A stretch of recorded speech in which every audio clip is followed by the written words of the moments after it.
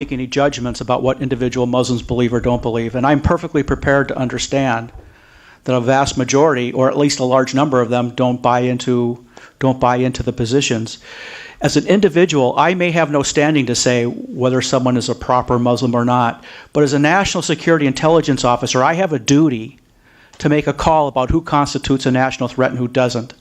And we take a look at what that doctrine is, and we assess the relevant combat power capable of being projected from the institutional understanding, which is the doctrinal understanding, which these people have behind them from Al-Azhar, and we have the moderates who do not have a basis. And so when we take a look at how we're going to orient on the enemy, we are not orienting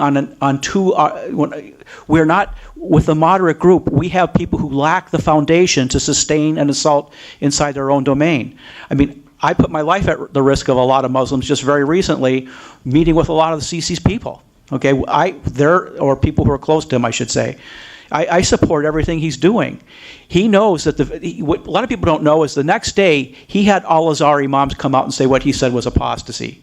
And when someone does an analysis of that, they have to say, they're right. And we have to understand that they're right. And we have to understand that because it means, first of all, Sisi crossed the Rubicon in his own domain. There's no going back on that. And second of all, we support what he's doing, but we also have to understand that he's drawing on the current feeling inside Egypt that they just don't want to do that anymore. That's not moderate Islam, and we don't need to talk about it. We don't want to do it.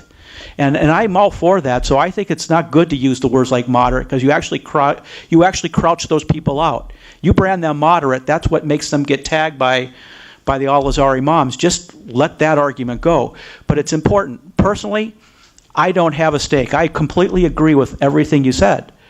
But I also think from the combat power analysis point of view, when we look at what Zudi says along with what the Imam of Al-Azhar says in any century, and we say, wow, it's like that. We can't pretend that doesn't make a difference, not in our personal opinions. I could care less.